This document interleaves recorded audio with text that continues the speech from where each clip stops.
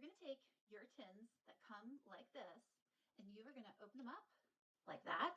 The name is on the back. Reference an email that I sent you with your colors on it, and you might need to use the magnifier on your phone because the font is really small on the back. Anyway, take them out and pop them into your palette. I would line them up like this. The color that's your main skin color, the lighter or brighter one. The contour color is going to be the darker one, and then your blush or lip color, lip and cheek. You might have opted for some fun add-ons like a bronzer and a shimmery illuminator and some eyeshadows. If you've got the powder eyeshadows, keep them on the separate layer.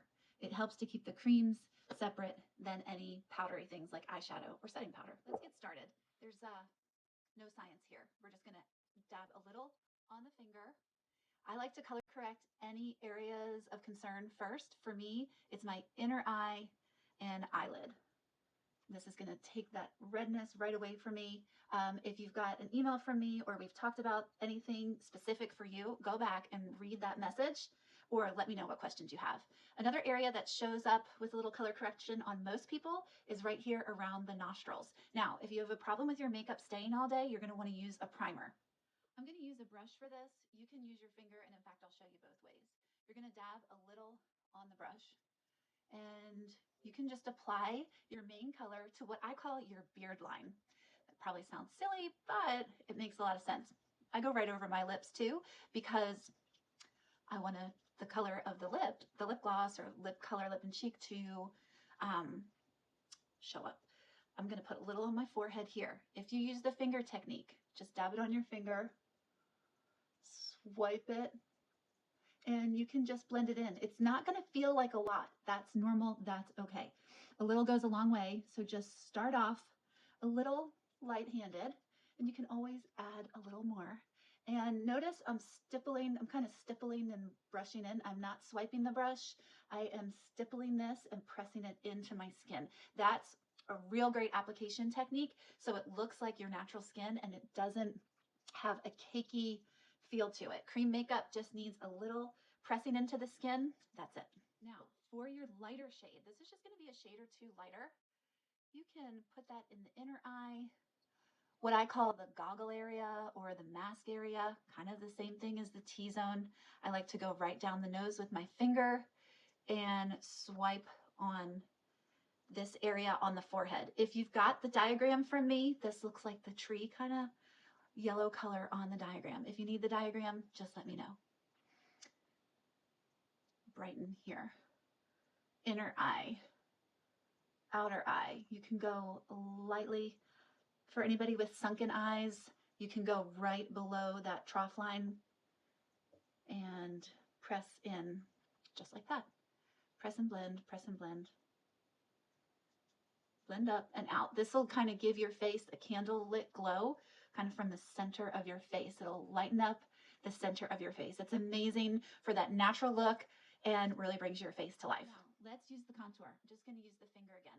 The contour is a little more tacky than you'll find that cream foundation was. This is all foundation and it's all cream, so it's going to blend together really nicely.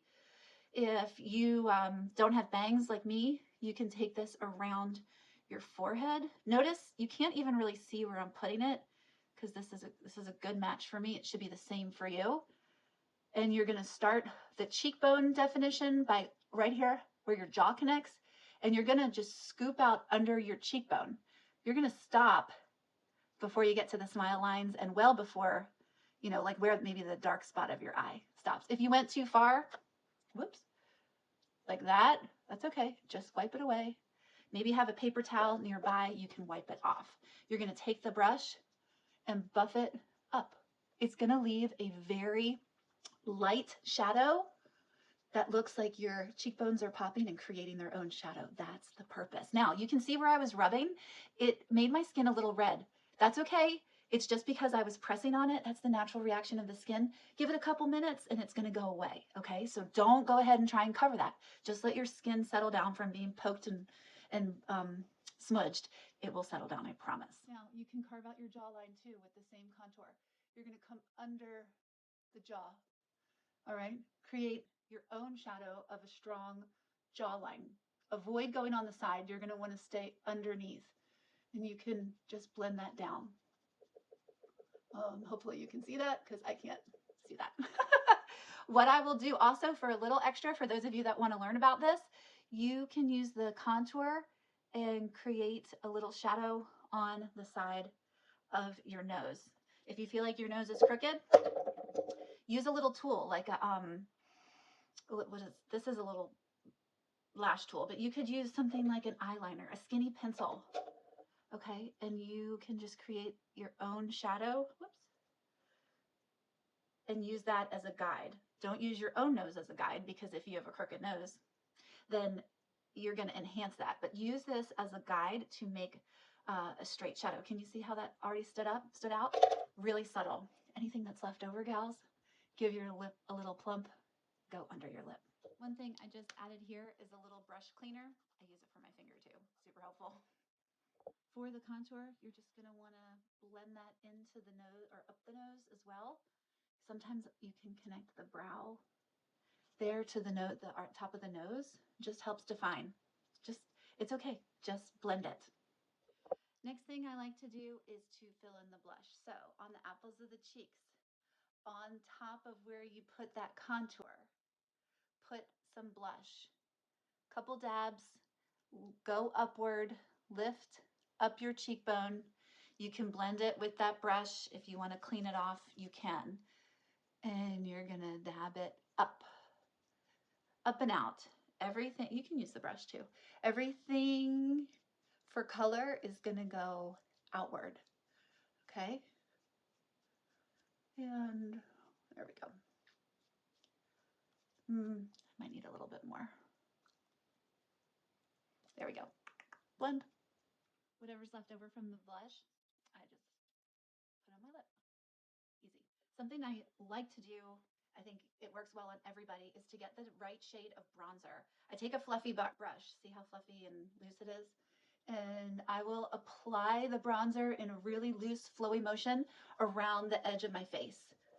Just imagine you have sunglasses on and you've been sun-kissed.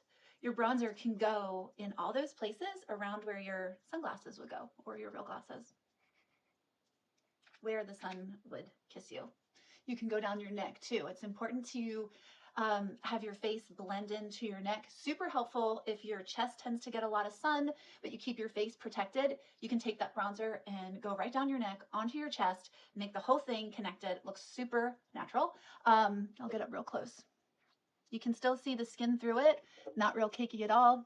Pretty awesome. Depending on your skin type, I'll suggest different ways to set the makeup, but that's pretty much it. You can do your brows, do your mascara, do some basic eyeshadow, you're good to go.